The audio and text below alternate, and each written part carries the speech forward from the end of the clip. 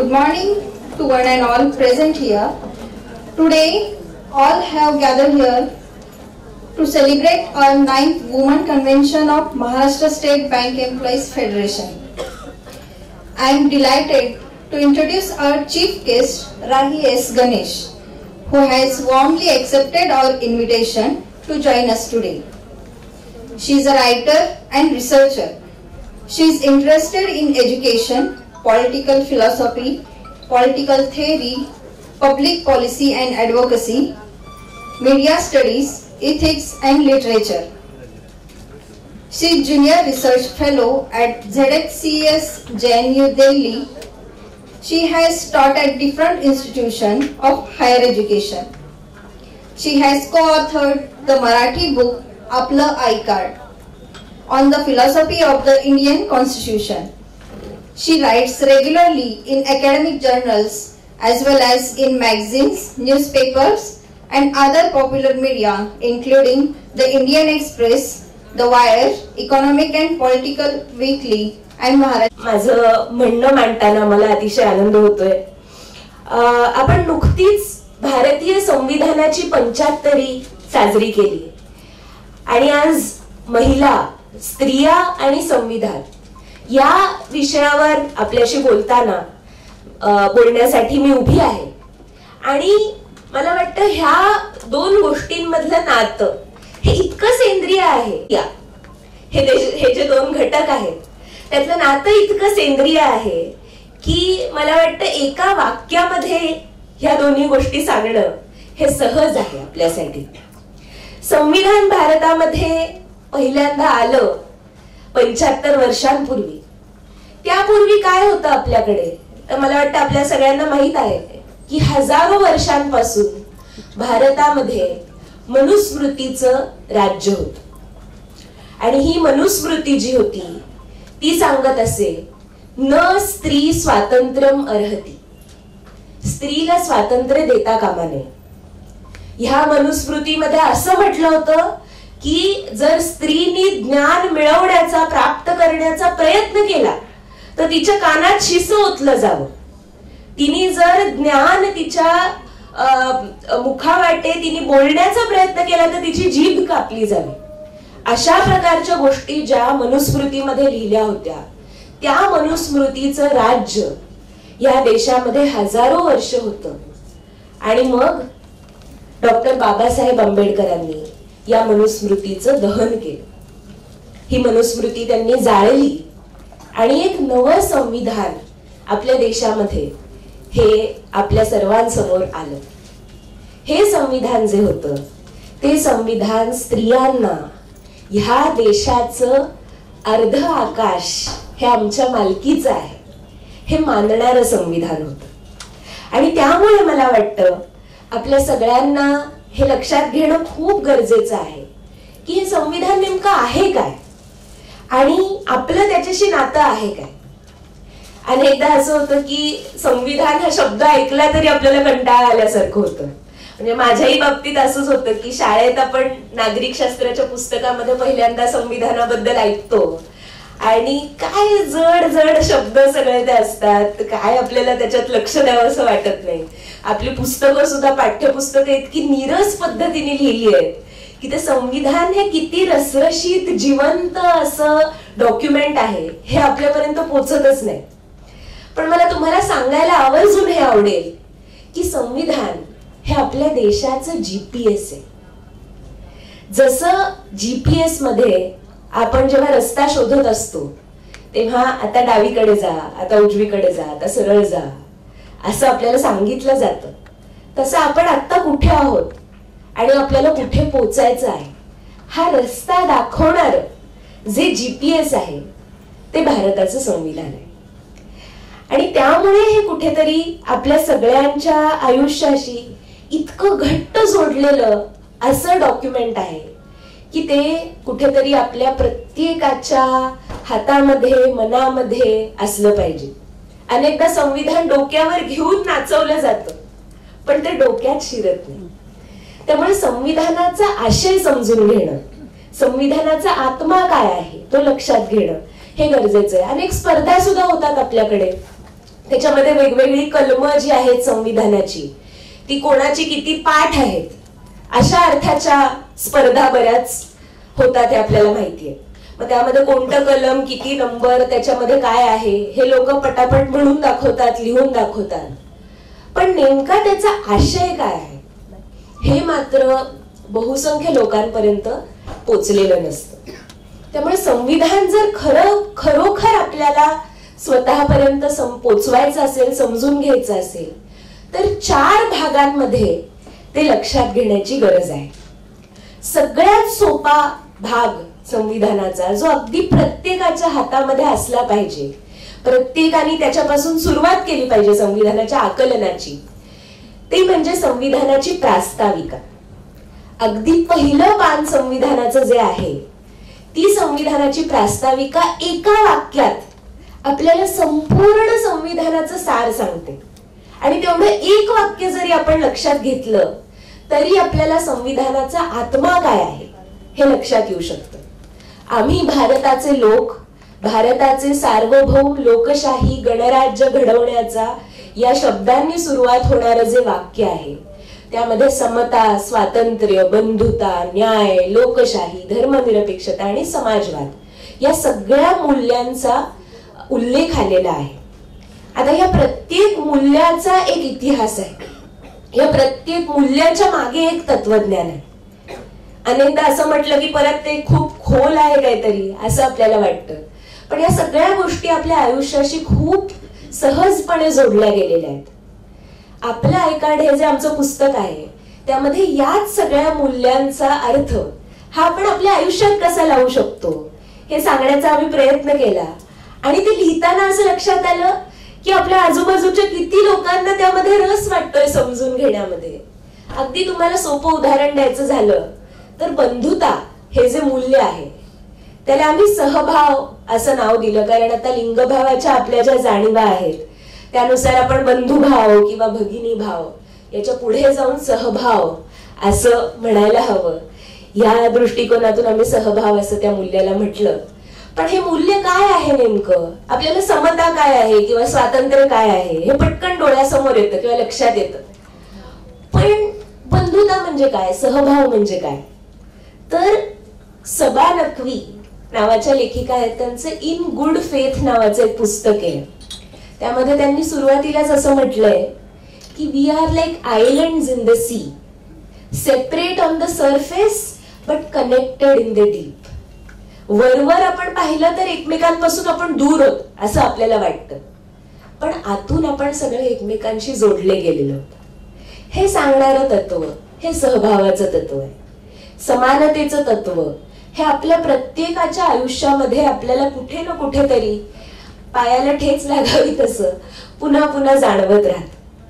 विशेषतः स्त्रियांना त्या कोणत्याही जातीमध्ये, वर्गामध्ये, धर्मामध्ये असतील तरी दुय्यम स्थान जे आहे ते समाजाने दिलेलं आहे. त्यामुळे स्त्रिया ह्या प्रत्येक बाबतीत त्या समतेशी एक झगडा करताना, विषमतेशी एक झगडा करताना, समतेच्या दिशेने जाताना आपल्याला पाहायला मिळतात. जगभरामध्ये समतेसाठी अनेक लढे दिले गेले. स्त्रीवाद हा शब्द ऐकल्यावर अनेकदा आपल्याला असं वाटतं की म्हणजे नेमकं काय, त्याची काहीशी प्रतिमा आता अशी झाली की स्त्रीवाद म्हणजे पुरुषांच्या विरोधी काहीतरी आहे. पण खरं तर स्त्रीवादाची लढाई ही समतेची लढाई, पितृसत्तेच्या विरोधातली लढाई आणि समतेसाठीची लढाई म्हणजे स्त्रीवादाची लढाई आहे. आणि त्या स्त्रीवादाच्या लढाईचा जो अंश आहे तो आपल्या संविधानामध्ये आहे. याचं कारण डॉक्टर बाबासाहेब आंबेडकरांनी मनुस्मृतीचं दहन केलं आणि समतेचा दिवा संविधानामध्ये लावला. आणि या संविधानाच्या आपल्या 15 फाउंडिंग मदर्स होत्या. अनेकदा फाउंडिंग फादर्स हा शब्द आपण ऐकतो, पण आपल्या संविधान सभेमध्ये 15 स्त्रियांनी इतकं घसघशीत भरीव योगदान दिलेलं आहे. या 15 ज्या महिला सदस्य होत्या संविधान सभेच्या, त्यांनी तो स्त्रीवादाचा विचार हा संविधानामध्ये आणला. आणि अर्थातच डॉक्टर बाबासाहेब आंबेडकर असतील, नेहरू असतील, हे पुरुष स्त्रीवादी विचारांचे पुरुष सुद्धा स्त्रीवादाच्या विचाराला संविधानाच्या सगळ्या चर्चांमध्ये, डिस्कोर्समध्ये घेऊन आलेले आपल्याला पाहायला मिळतात. समतेचा जेव्हा आपण विचार करतो तेव्हा अनेकदा आपल्या आजूबाजूला आपल्या नकळतपणे दोन प्रकारचे अतिशय विषारी असे प्रचार होताना आपण पाहतो. त्यातला एक म्हणजे असा की विषमता जी आहे ती फायद्याचीच आहे. समानता कशाला हवी? सगळ्यांनी जर एकसारखंच काम करायचं असेल तर समाज पुढे जाईल का? अशा प्रकारचा प्रचार केला जातो. हा प्रचार किती घातक आहे हे आपण लक्षात घ्यायची गरज आहे. विषमता ही नैसर्गिक आहे असा सुद्धा प्रचार केला जातो. असं म्हटलं जातं की हाताची 5 बोटं सारखी आहेत का, मग तुम्हाला समता कशाला हवी? ह्याला उत्तर असं आहे की हाताची 5 बोटं ही वेगवेगळी आहेत, ती विषम नाहीत, ती असमान नाहीत. झाडाची वेगवेगळी पानं, वेगवेगळी फुलं याच्यामध्ये फरक आहे. निसर्गामध्ये विविधता आहे, असमानता नाही. विविधता आणि असमानता ह्या मूल्यांची गल्लत करून अनेकदा आपल्याला विषमताच कशी योग्य अशा प्रकारचा प्रचार हा आपल्यापर्यंत पोहोचवला जातो. तेव्हा हे सांगायची आवर्जून गरज आहे की विविधता ही निसर्ग निर्मित आहे, पण विषमता ही मानव निर्मित आहे.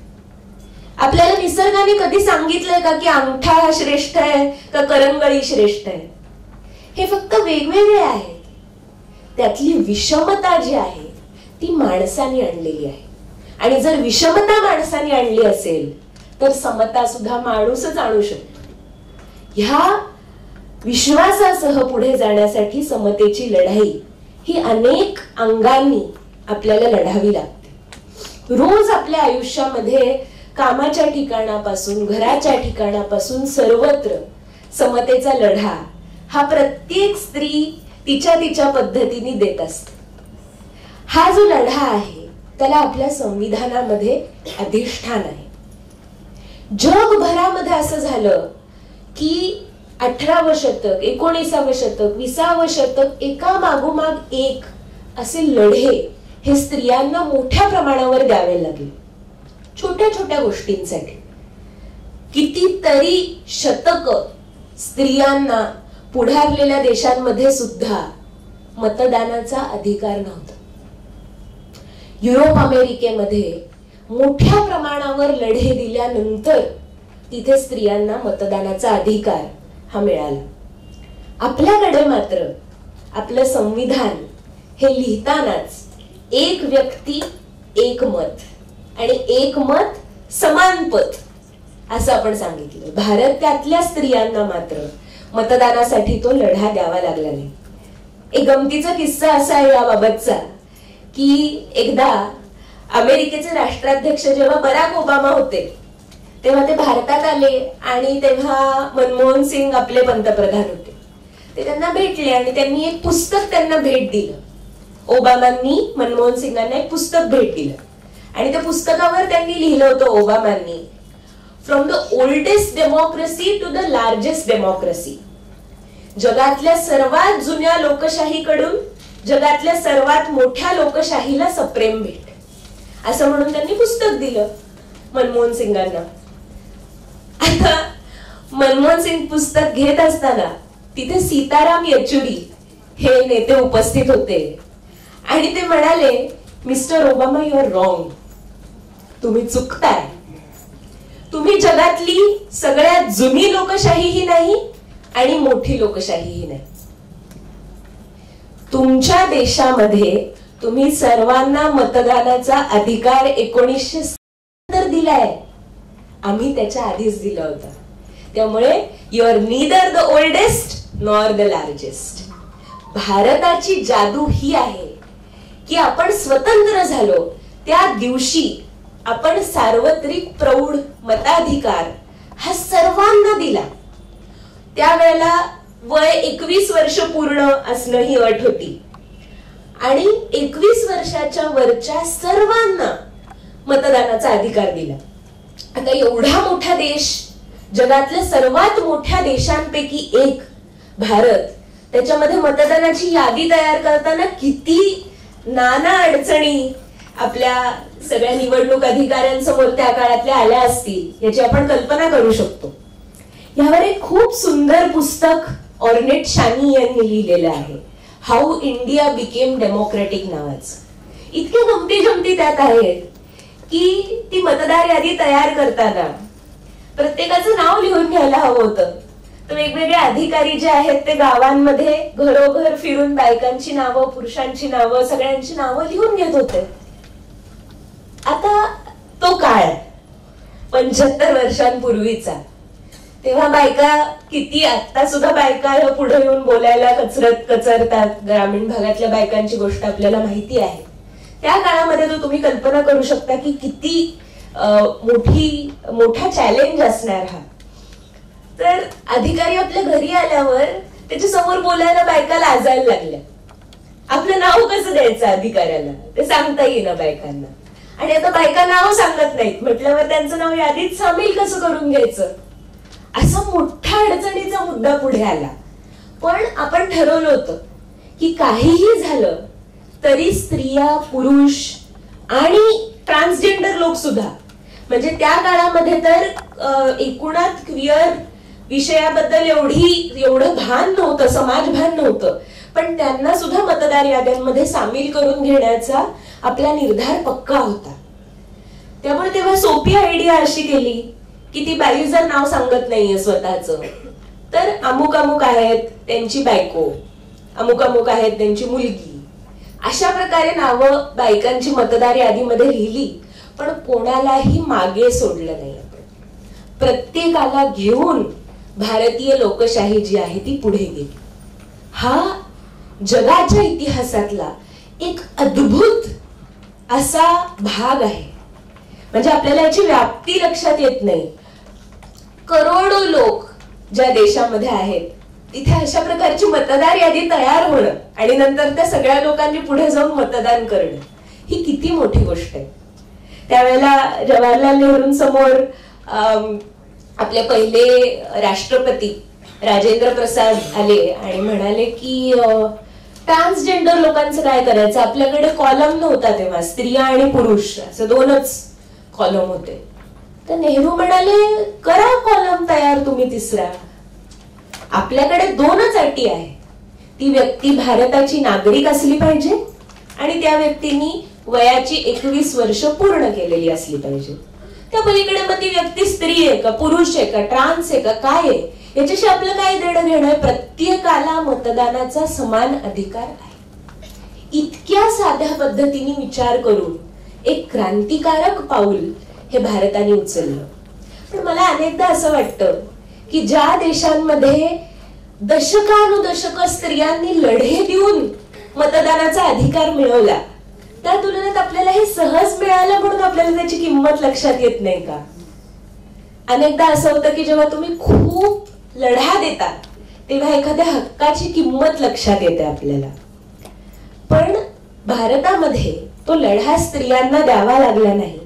ह्यामुळे कदाचित आपल्याला त्याचं महत्व तेवढं लक्षात आलं नाही का, असा एक प्रश्न कधी कधी मनात येतो.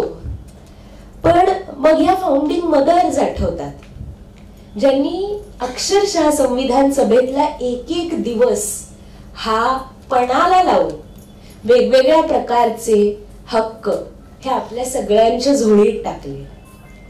आंध्र प्रदेशच्या दुर्गाबाई देशमुख असतील, बडोद्याच्या हंसा मेहता, केरळच्या पालघाट जिल्ह्यातल्या अम्मू स्वामीनाथन, कोचीनच्या दाक्षायणी वेलायुधन, पंजाबच्या बेगम एजाज रसूल, लखनौच्या कमला चौधरी आणि राजकुमारी अमृत कौर, पूर्व बंगाल मधल्या म्हणजे आत्ताच्या बांगलादेश मधल्या मालती चौधरी, अलाहाबादच्या पूर्णिमा बॅनर्जी आणि विजयलक्ष्मी पंडित, पश्चिम बंगालच्या रेणुका रे, हैदराबादच्या सरोजिनी नायडू, हरियाणाच्या सुचेता कृपलानी आणि केरळच्या अॅनी मॅस्करे, अशा ह्या 15 सदस्य आहेत.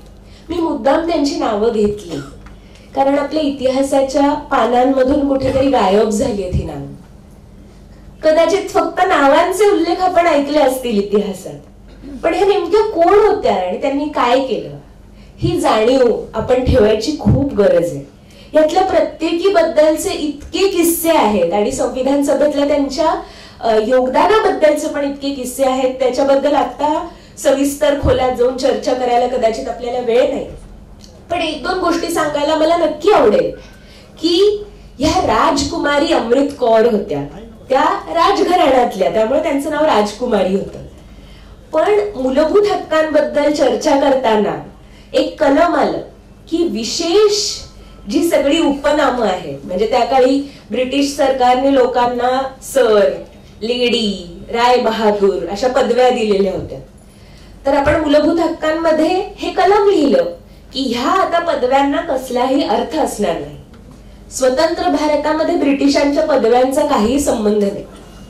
त्यावेळेला कोणीतरी त्यांना म्हणालं की राजकुमारी जी, राजकुमारी हे सुद्धा उपनामच आहे, याचं काय करायचं? त्यावर त्या लगेच उठून म्हणाल्या की आजपासून तुम्ही सगळ्यांनी मला अमृत कौर असं म्हणायचं. राजकुमारी हे माझं जे उपनाम आहे ते मी आज तुमच्या सगळ्यांच्या साक्षीने त्यागते आहे. अशी ती राजकुमारी अमृत कौरची गंमत आहे, गोष्ट आहे. ह्या राजकुमारी अमृत कौर पुढे आरोग्याच्या मंत्री झाल्या आणि वेगवेगळ्या बाबतीत अतिशय मूलभूत योगदान देणाऱ्या अशा हंसा मेहता असतील, सरोजिनी नायडू असतील, तशा अमृत कौर सुद्धा स्त्रियांना मालमत्तेचा आणि विवाहाच्या बाबतीमध्ये म्हणजे घटस्फोटाचा अधिकार सुद्धा स्त्रियांना असला पाहिजे ह्यासाठी मांडणी करणाऱ्या अतिशय महत्वाच्या अशा या सदस्य होत्या. अनेकदा त्यांनी मांडलेले विचार हे काळाच्या इतके पुढचे होते की संविधान सभेतल्या सगळ्या सदस्यांच्या ते पचनी पडत नाही, त्यामुळे ते त्यांना मान्यही करता येईल. पण तरी सुद्धा कुठेतरी त्या रेकॉर्डला हे सगळे विचार आहेत, ही आपल्यासाठी खूप मोठी उपलब्धी आहे.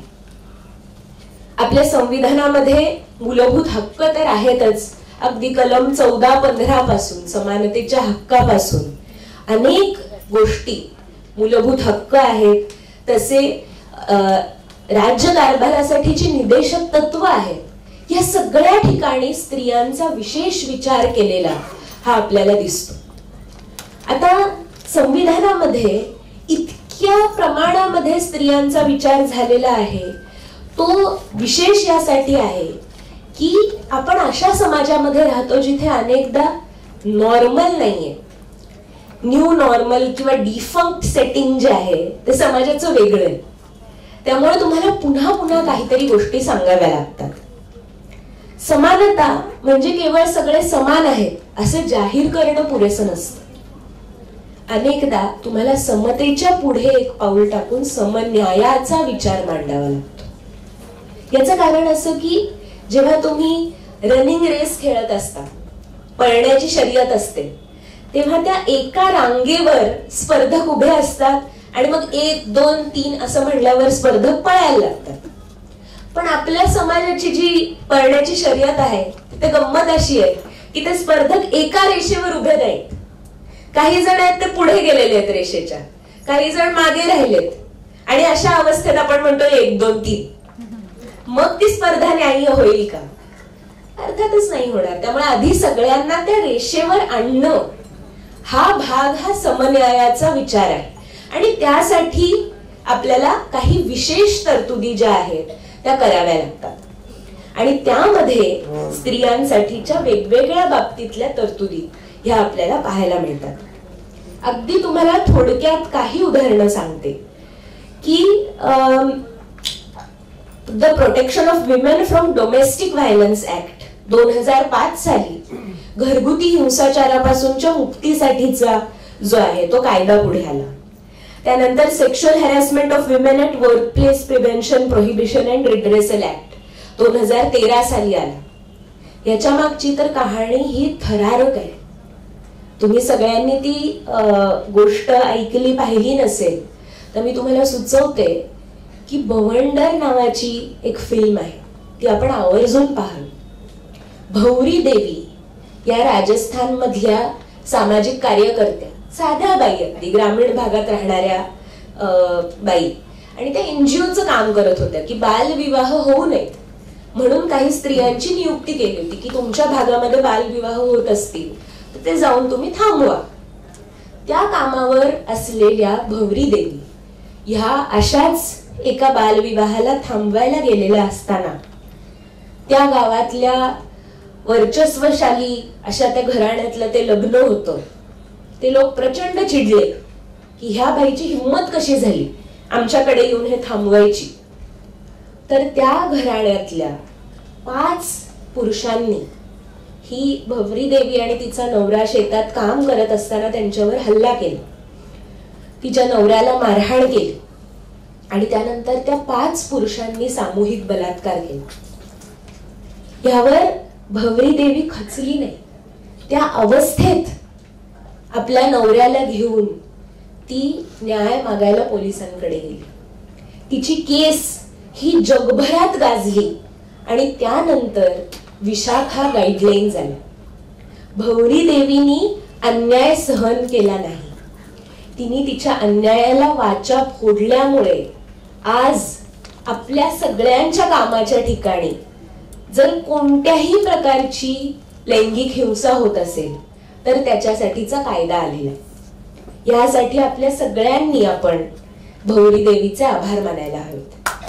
आजही भवरी देवी ह्या आता 50शीत आहेत. त्या त्याच गावामध्ये राहतात ज्या गावामध्ये हा त्यांच्यासोबतचा किस्सा घडला. ते पुरुष सुद्धा त्या गावामध्ये राहतात ज्यांनी तो गुन्हा केला. पण त्यांनी ती लढाई त्या लढाईची ज्योत जी आहे ती तेवत ठेवली. तर ही कहाणी अगदी आपल्या सगळ्यांसाठी प्रेरणादायी आहे. ती आपण आवर्जून पाहावी आणि कुठेतरी हे लक्षात ठेवावं की सावित्रीबाई पासून ते भवरी देवींपर्यंत मोठा वारसा आपल्या समोर आहे अशा स्त्रियांचा ज्यांनी शांतपणे अन्याय सहन केला नाही तर त्याला वाचा फोडली. आणि ती वाचा फोडली म्हणजे नुसता अदवा तद्वा बोलून शिव्या देऊन नाही तर एक त्याला संस्थात्मक सामाजिक रूप देऊन एक ताकदवान पद्धतीने अशा प्रकारे वाचा फोडली की त्यातनं काहीतरी संस्थात्मक उपाय निघाले. अनेकदा आपल्याला आपल्या आजूबाजूच्या प्रश्नांकडे बघून अस्वस्थता खूप निर्माण होते. म्हणजे स्त्रियांच्या बाबतीत तर कोणीतरी मार खाणारी बाई आपल्या नजरेत असते, कोणासोबत काहीतरी हिंसा होत असते ते आपल्या नजरेत असतं. पण काय करावं हे कळत नाही. अशा वेळेला या सगळ्या स्त्रियांची जी उदाहरणं आहेत ती आपल्याला प्रेरणा देतात. Pre conception and prenatal diagnostic techniques act 1994 स्त्री भ्रूण हत्येच्या विरोधातला कायदा आहे. हा सुद्धा कायदा कसा पुढे आला याची गोष्ट आपल्या सगळ्यांना माहीत असेल. अतिशय मोठ्या प्रमाणात स्त्री भ्रूण हत्या भारताच्या विविध भागांमध्ये होत असल्यामुळे हा कायदा करावा लागला आणि त्यानंतर ते प्रमाण जे आहे स्त्री भ्रूण हत्येचं ते मोठ्या प्रमाणावर कमी झालेलं हे आपल्याला पाहायला मिळतं. अनेकदा आपल्याला वाटतं की स्त्री भ्रूण हत्या करणारे लोक कोण असतील तर खूप लोकांचा समज असा असतो की जे शिकलेले नसतील, गरीब असतील ते लोक करत असतील. पण असं नाहीये. स्त्री भ्रूण हत्यांसाठी ज्या प्रकारची आर्थिक सुबत्ता लागते ती लक्षात घेतली तर खरं तर उच्च मध्यम वर्गीय लोक हे स्त्री भ्रूण हत्या करण्यामध्ये पुढे आहेत जास्त. त्यामुळे जी विकसित समजली जाणारी राज्य आहेत, जे पुढारलेले शिकलेले समजले जाणारे लोक आहेत, त्यांच्या घरामध्ये डोकावलं तर त्यांच्याकडे अनेक सापळे आहेत. स्केलेटन्स इन द क्लॉसेट असं ज्यांना आपण म्हणतो ते आहेत. त्यामुळे या सगळ्या गोष्टींचा साकल्याने विचार व्हायला हवा. सेक्शुअल व्हायलन्सच्या बाबतीत आणखी महत्वाचे कायदे म्हणजे protecting the identity of victims of sexual violence. म्हणजे अनेकदा एखाद्या स्त्री सोबत एखादा गुन्हा घडतो तेव्हा त्याची सेन्सेशनल पद्धतीने बातमी सगळीकडे आपण पाहतो. पण अशा परिस्थितीमध्ये अतिशय संवेदनशीलपणे त्या घटनेकडे पाहायला हवं. त्या घटनेमध्ये ज्या व्यक्तीवर अशा प्रकारची हिंसा झालेली आहे त्या व्यक्तीच्या ओळखीचं, आयडेंटिटीचं जतन करणं, त्याचं रक्षण करणं ही अतिशय महत्वाची गोष्ट आहे. कायद्यामध्ये ओनली अ फीमेल जज कॅन हिअर अ रेप केस हा मुद्दा आहे, की फक्त महिला न्यायाधीशांनी रेपच्या केसमध्ये पुढे असावं, किंवा महिला पोलीस अधिकाऱ्यांनी अशा वेळेला महिलेचं स्टेटमेंट लिहून घ्यावं. अशा प्रकारच्या अनेक गोष्टी ह्या आपल्याला संविधानामध्ये पाहायला मिळतात. आपण सर्वांनी आपल्याला वेळ असेल तेव्हा जरूर ह्या सगळ्या कायद्यांचा, म्हणजे आपण स्त्रिया आहोत म्हणून आपल्याला कोणते संवैधानिक कायदे आहेत आणि ते कायदे आपल्याला पुढे कसे घेऊन जायचे आहेत याचा विचार एकदा करावा. म्हणजे त्याबद्दल मला नक्की हे आवाहन करायला आवडेल आपल्याला आयोजकांना, की असं एखादं सत्र काही वेळेला एखाद्या वेळेला घेता येऊ शकतं जेव्हा या कायद्यांविषयी आपण चर्चा करू शकतो, की आपण स्वतः किंवा आपल्या ओळखीत कोणीही अशा परिस्थितीतनं जात असेल तर आपण कोणत्या पद्धतीने मदत करू शकतो, या कायद्यांची मदत आपल्याला कशी मिळू शकते ह्याचा एक विचार, या पद्धतीचं मार्गदर्शन हे आपल्याला घेता येईल का हे आपण पाहूया. अँजेला डेव्हिसचं एक वाक्य आहे. अँजेला डेव्हिस नावाची कार्यकर्ती आहे. तिचं वाक्य आहे की I am no longer accepting the things I cannot change, I am changing the things I cannot accept. ज्या गोष्टी मला स्वीकारता येत नाही त्या बदलाची तयारी करून मी उतरते आहे पुढे. आणि ह्या पार्श्वभूमीवर कमला भसीन यांनी लिहिलेलं एक गाणं मला आठवतं, इरादे कर बुलंद. मजाज नावाच्या कवीच्या ओळी आहे कि तेरे माथे पे ये आंचल बहुत ही खूब है, लेकिन इस आंचल का गर तू एक परचम बना लेती, त्याचा एक झेंडा जर तू केलास तो अच्छा होता. इरादे कर बुलंद, इरादे कर बुलंद, अब रहना शुरू करती तो अच्छा था, तू सहना छोड़ कर कहना शुरू करती तो अच्छा था. इरादे कर बुलंद, तेरे माथे पे आंचल बहुत ही खूब है, लेकिन तू इस आंचल का गर एक परचम बना लेती तो अच्छा था. तू सहना छोड़ कर कहना शुरू करती तो अच्छा था. इरादे कर बुलंद. ह्या विचाराला पुढे घेऊन जाणार आपल्या आतली आग आहे ती तेवढ ठेवण्याची गरज आहे. विविध प्रकारचे प्रश्न आपल्या समोर आहेत. धर्माच्या नावावर, जातीच्या नावावर विभाजन होत आहे, हिंसा होते आहे. या पार्श्वभूमीवर आता सहन करणं बंद केलं पाहिजे आणि आपल्या प्रत्येकाने बोलायला सुरुवात केली पाहिजे हे सांगावंसं वाटतं. आपण सर्वांनी माझं बोलणं शांतपणे ऐकून घेतलं याबद्दल आभार.